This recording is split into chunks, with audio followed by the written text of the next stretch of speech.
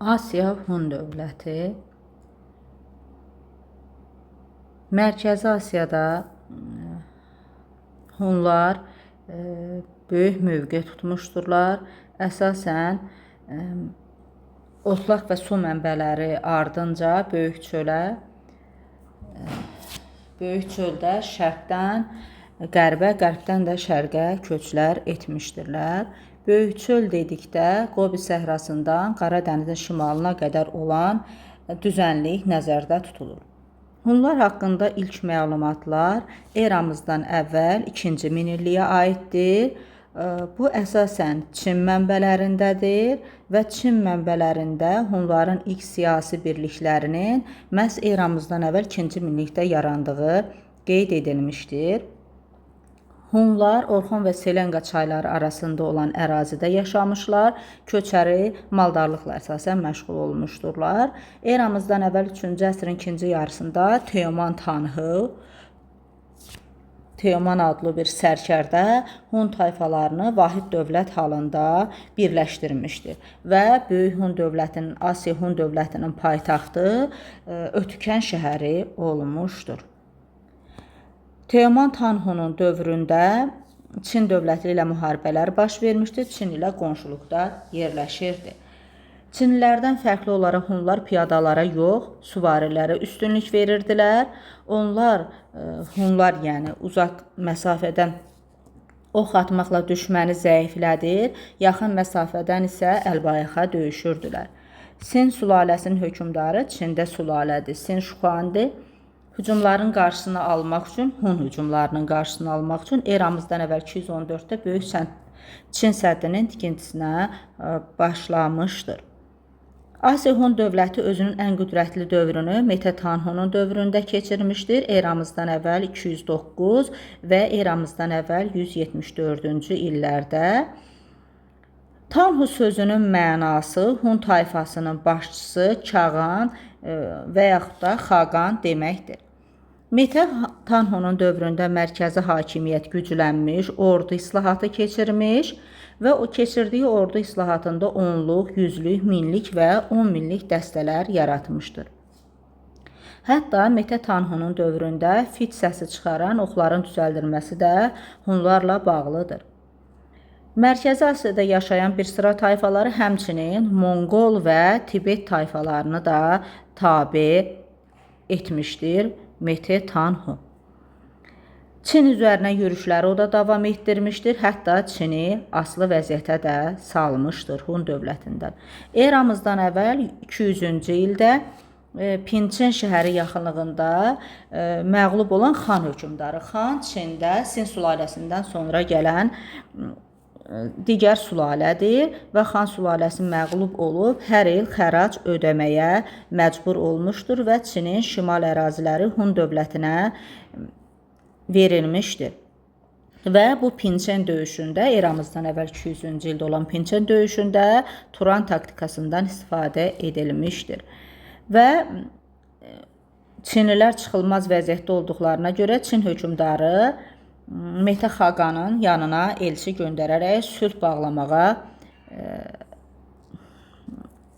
razı salmışdır və eramızdan əvvəl elə 200-cü ildə Pinçin sazişinə görə Xan sülaləsinin hökmdarı hər il Hun dövlətinə xərac verməyi öz öhdəsinə götürüb. Çinin şimal əraziləri Hun dövlətinə verilir. Çinin ticarət yolları da Hunların nəzarətinə keçir.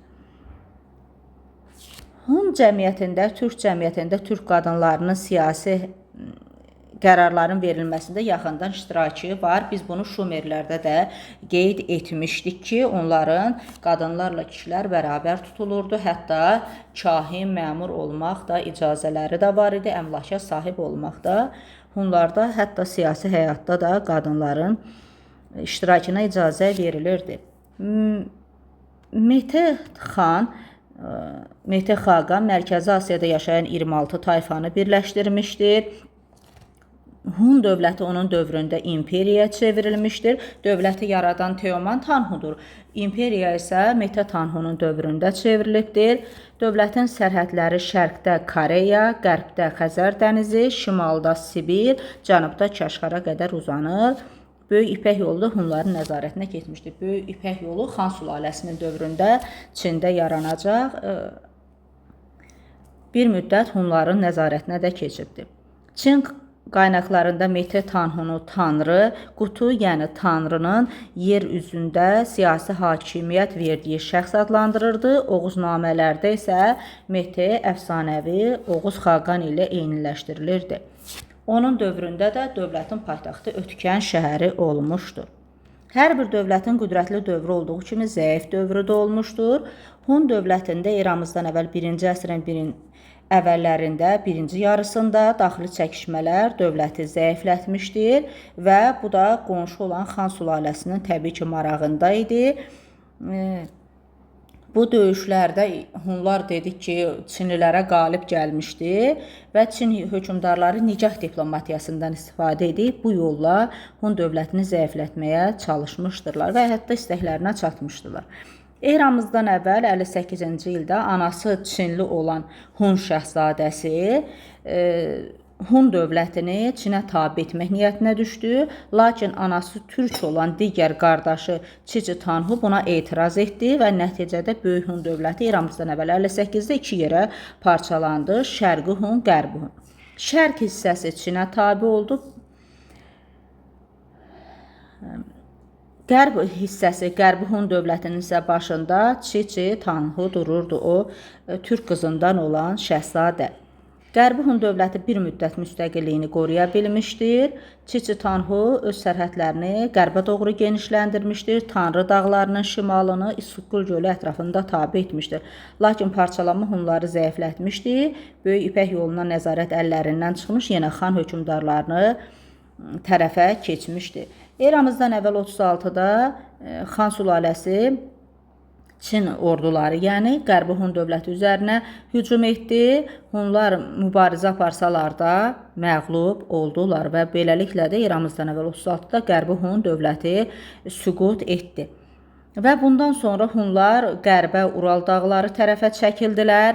Oradan İdil-Volqa sahillərinə köç etdilər. Sonradan bu köçün davamında Avropa Hun dövləti yaranacaqdı. Attilanın, Balamirin olduğu dövlət nəzərdə tutulur. Çinə tabe olan Şərqi Hunlar isə bir müddət müstəqilliklərini saxlasalar da bizim eranın 3-cü əsrin əvvəlində süqut etdilər. Şərq Hunlarından isə Göytürklər yaranmışdı. Hunların bir qolu isə Mərkəzi Asiyada qalıb Ağ Hun dövlətini yaratmışdır. Bu Hunlar yaratdığı türk dövlətlərini erkən orta əsrlər mövzusunda öyrənəcəyik. Qədim türklərdə dövlət el adlanırdı. Bu söz dövləti olan xalqı ifadə edirdi. Digər türk mənşəli dövlətlərdə olduğu kimi Hunlarda da hökmdar hakimiyyətinin Tanrıdan gəldiyi inanılırdı. Hun tanhuları, yəni hökmdarları göy tanrının yer üzündəki nümayəndələri hesab olunurdu. Hökmdar hakimiyyəti irsən keçirdi. İskitlərdə olduğu kimi Hunlarda da əsasən ordu süvari idi. Deyirdik ki, köçəri həyat sürürdü. Süvari ordu çox idi. Uşaqlar körpə yaşından at minməyi, ox atmağı öyrənirdirlər. Əsas məşğuliyyəti köçərlik olduğuna görə maldarlıq olur. Amma buna baxmayaraq dəmirçilik, zərgərliklə də məşğul olmuş, özlərinə məxsus zəngin mədəniyyətləri də olmuşdur Hunların. Dəfn adətlərində ölülərin yanına müxtəlif əşyalarla bastırırdılar, qoyurdular. Axirət dünyasına bu inamla bağlı idi. Zərgərlik məmulatları, heyvan fiqurları, üzərində müxtəlif heyvan təsviri olan qılınclar və əşyalar tapılıb bu qəbirlərdən. Bu tapıntılar Hunların özlərinə məxsus mədəniyyətə sahib olduğunu göstərir. Hunlarda digər türklərdəki kimi tanrıçılıq geniş yayılmışdı. Göy tanrıya sitayiş edirdilər, yaradılışın ondan gəldiyinə inanırdılar. Tanrının yaratma və hadisələrə müdaxiləsi Qut Qut isə xoşbəxtlik, səadət, ilham mənasını verir, yolu ilə həyata keçirilirdi. Şamançılıq da əsas yer tuturdu. Şamanlar göy tanrı ilə insanlar arasında vasitəçi hesab olunurdu. Hunlar günəş, ay tanrılarına da inanmışdırlar. İndi isə xəritədə Hun dövlətinə baxaq. Qeyd etdiyimiz kimi Mərkəzi Asiyadadır. Bu Hun dövlətinin ərazisidir. Bu isə qonşu olan Çin dövlətidir. Hun dövləti, Çin dövləti. Çində də müxtəlif vaxtlarda Hunlar Sin sülaləsi ilə, sonra da Xan sülaləsi ilə mübarizələr aparmışdırlar. Hunların sərhədlərini deyədikdə Xəzər dənizi, qərbdə, şimalda Sibir, cənubda Kaşgar və şərqdə Sakit Okeana qədər ərazilər gedirdi. Bu xəritədə hətta biz keçən dərsdə keçdiyimiz Mesopotamiyanı da göstərə bilərik. Bu ərazilər Dəclə və Fərat çaylarıdır və Dəclə Fərat çaylarının əhatə etdiyi ərazi isə Mesopotamiya ərazisidir. İran körfəzinə axır. İskitləri məsələn Azərbaycan tarixindən keçəndə diqqət etsək, İskitlər də bu ərazilərdədir. Buradan isə Qara dənizin sahillərindən gördüyünüz kimi hərəkət edib Azərbaycan ərazisinə də gəlmişdirlər. Hunlar haqqında bu qədər.